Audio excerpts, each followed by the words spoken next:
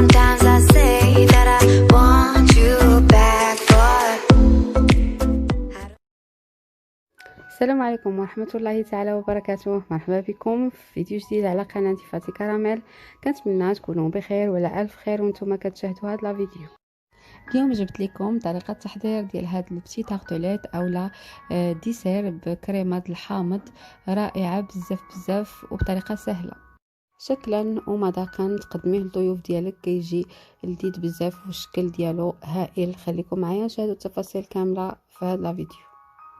بالنسبه للمكونات ديال العجين كنحتاجو 200 غرام ديال الدقيق، واللي ما عندوش الميزان كيجي زلافه عاديه صغيره ديال الدقيق، 4 كاس العنبه ديال الماء عادي، وعندي صفر بيضه وحده وقبصه ديال الملح، وعندي هنا 100 غرام ديال الزبده اولا نص ديال المارغرين، نص ديالها يكون بدرجه حراره المطبخ، عندي قشور ديال الحامضه وحده وجوج معالق كبار ديال السكر سنيده.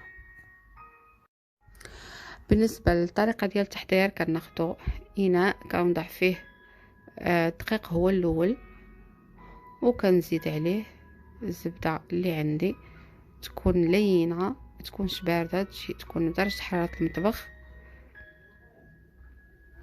اولا تسخنوها واحد شويه باش تقدر تعاوننا في الخدمه. كيف كتشوفوا كنسمدها مع الدقيق حتى يتشرب مزيان الدقيق، ديك الزبده كامله ما تبقاش تبان. ونزيد باقي المكونات، الملح، السكر سنيده، وكنخلط ونزيد قشور ديال حامضه وحده. تقدروا ديروا في بلاصتها الفاني او اي سمك تفضلوا. انا درت الحامض لحقاش عندنا الكريمه بالحامض. وكنزيد صفر بيضه والماء ونبدا نجمع في الخليط. كيف كتشوفوا 4 كاس كافي كيجمع لينا العجينه كامله. غنجمعها وغنحتفظ بها في الثلاجه شي 4 ساعات هكا قبل ما وجدنا الكريمه. بالنسبه للمكونات كنحتاجو في الكريمه نص كاس ديال السكر سنيده، ونص كاس ديال الحامض معصر العصير ديالو، وعندي هنا قشور ديال الحامض. هنا عندي معلقه كبيره ديال مايزينا وجوج بيضات وجوج معالق كبار ديال الزبده والفانيل التنسيم. كناخذ كاسرونه كنوضع فيها السكر سنيده، كنزيد عليه العصير ديال الحامض. انا داك نص كاس جاني فيه جوج حامضات متوسطين، ودرت القشور ديالهم بجوج. ممكن ديروا قشور غير ديال حامضه وحده اللي ما بغاش يجي الحامض باين بزاف. فين كنزيد دوك جوج بيضات على الخليط،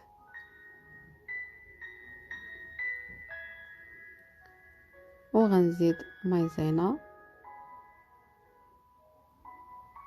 وغنحرك هاد المكونات مع بعضهم حتى يتخلطوا مزيان، وغنوضعهم فوق النار تكون مهيله وما نحيدوش يدينا على التحرك باش ما يطيبش البيض. كنبداو نحركوه حتى كيعقد مزيان، وعاد كنطفيو عليه ونرجعوا نتلاقاو من بعد ما يوجد الكريم.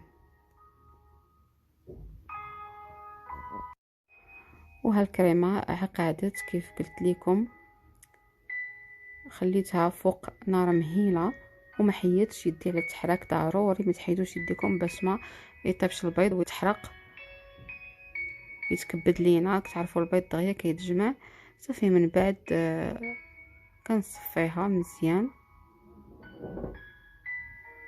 من ديك التكتلات اللي كتكون ديال المايزينا كيف كتشوفوا، وكتجي كريمه رطبه.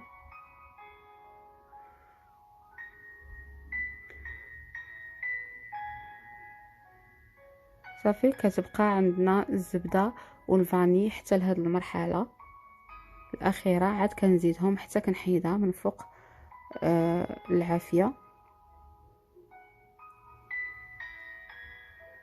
دابا غنزيد الزبده والكريمه تكون مازال سخونه، تزربوا عليها وتبداو تحركوا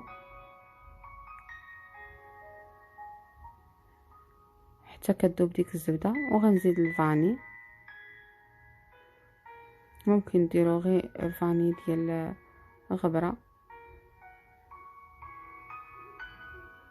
صافي نبداو نحركو حتى كتذوب ديك الزبده مزيان. وها الكريمه ديالنا واجده. ودابا غندوزو نقادو العجين من بعد ما ارتاحت شويه في الثلاجه. الوقيته اللي صايبنا فيها الكريمه كيف شفتوا خليتها ارتاحت، شدت راسها واحد شويه. دابا قسمتها على 2 الكويرات وكنطلق بالدلاك، وكنقطعو بدائره تكون متوسطه ماشي كبيره. ممكن تقطعو غير بشي كاس الماء، يعني يكون الفم ديالو متوسط واحد شويه باش يجيونا في هاد الدوائر ديال لي مادلين.